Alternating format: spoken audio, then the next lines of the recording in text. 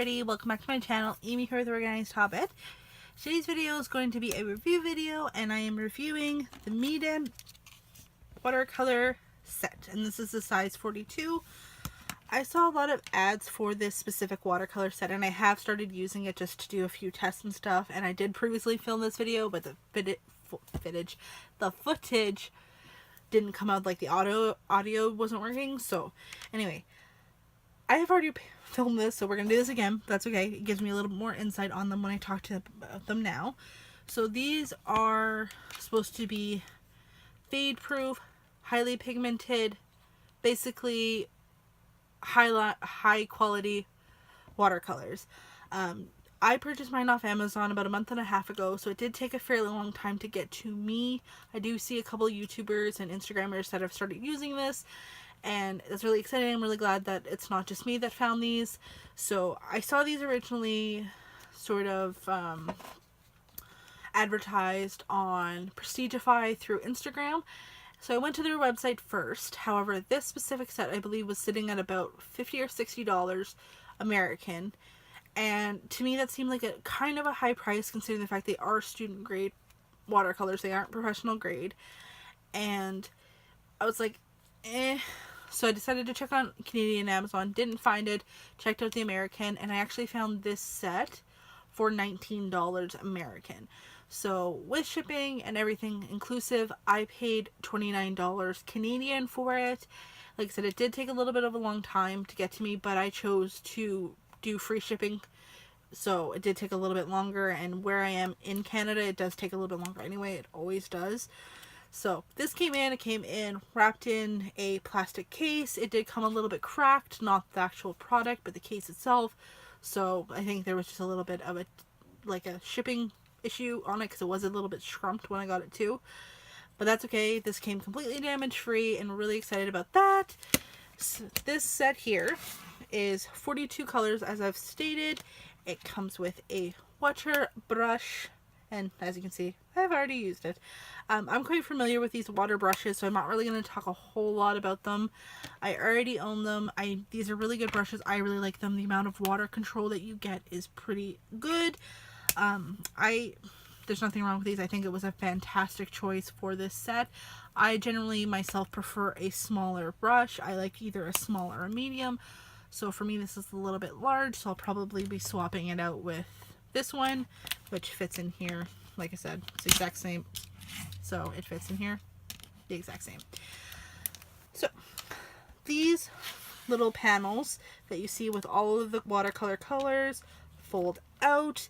And one of the things that I have recently discovered in doing this is if you fold it up while it is still wet, there is not enough space between the two panels to not make the next panel down a big mess. So I have recently discovered that. So that is a little bit of a drawback if you're looking to use these for urban sketching or anything like that, because you will be making a mess of the palette. That being said, if you're okay with that, by all means go hard. Do what works for you. I just think that for me, I don't want to have a whole big mess. I mean, it is what it is now, but I will be kind of hopefully cleaning it up and then keeping it primarily for studio work while I'm in my office. But other than that, I have found I really, really like these watercolors. I'm going to do a couple of tests again with you guys here. So I'm going to grab my Canson watercolor paper, but I do have some swatches and stuff that I did originally that I can show you guys when we're done, but I just want to kind of test these watercolors with you. One of the big tests that I obviously wanted to do was to see what the pigmentation was like on these, so I'm just going to kind of fold these out best I can so that way they fit in the frame and I can access all the colors that I need. So we're going to see, I use this one in here, so it's just still a little bit sticky. But that's okay. So just gonna move this a little bit over so we can see everything, we can work with everything. So first color that I tried was red, because red is a fairly red is my first favorite color to kind of look at, and I find the red very pigmented. I think that it's quite nice.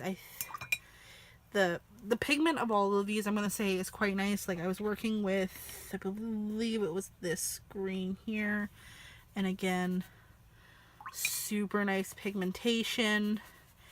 You know, it's very easy to get a lighter color. There's no, you don't fight with it. It's very, very nice. One of the other things that I was obviously looking at was to see how they blended. So I'm going to blend a blue and a red and see how well they blend together. But I want to choose a little bit of a cooler red. So looking at this, I might think I'm going to use this one here.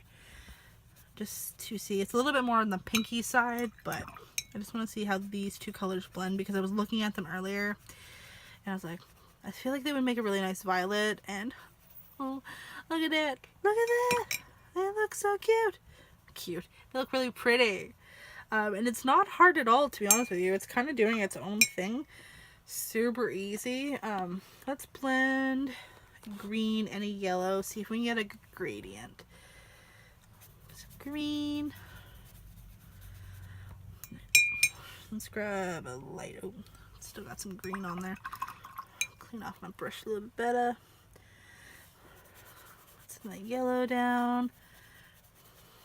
And again, like, the colors mix together quite easily. There's not much of a fight. So that's really exciting. Like, it works really well together. Yeah, no, I'm really impressed. I'm really not sure how I feel about the size of the mixing, to be honest with you. Like, I generally use a huge mixing palette. Like, mine is round, at least that big, always. So I've got a little bit of a bloom going on over here.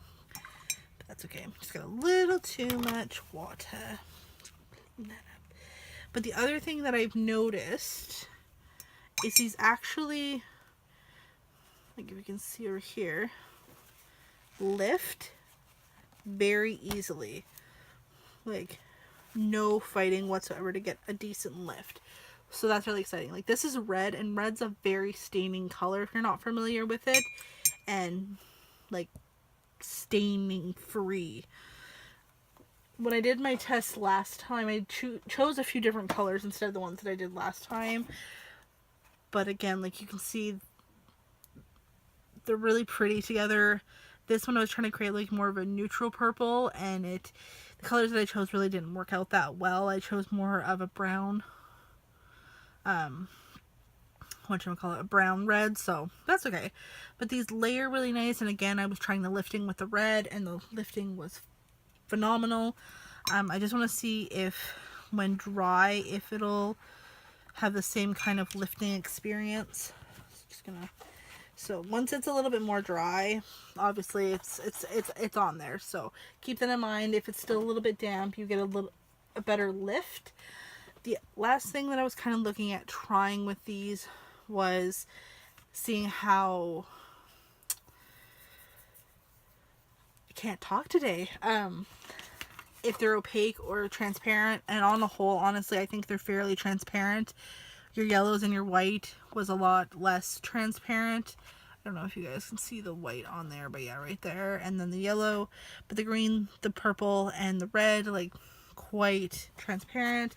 Did get a little more opaqueness there, but you tend to get more of an opaque color using the other ones anyway, like the yellows and the whites. It's a typical, but by all means, like, I think that this is a really great set. You know, I didn't actually activate these before I started using them because I wanted to see how nice they were on their own. I'm going to say, though, that their neutrals are a little bit weak. I've been playing with them a little bit, and they seem to be a little bit weaker than the vibrant colors, which is a little bit of a setback if you tend to use a little bit more brighter neutral tones. But they're still very, very nice, and I think there's something in here for everyone. Like, this one's quite nice. Like, that is a really pretty color. I really like this set. My big thing with it, like I said, is using it for traveling. It's going to be kind of a no-go unless you want to make a little bit of a mess, because they will slide against each other when you close it up. So just keeping that in mind when you close it, because the first thing that I noticed when I went like this to them all that red smeared down the side, and I got it all over my hands. So, but I'm going to be doing a speed paint with these probably soon. I think I'm going to actually work on it when I'm done filming this. So if you guys want to see a speed paint of that, definitely check out my next video, and I will talk to you guys next time. Thank you so much for watching. Please check out my social media links down below. Like and subscribe. It helps my little channel grow, and I will talk to you guys next time. Bye!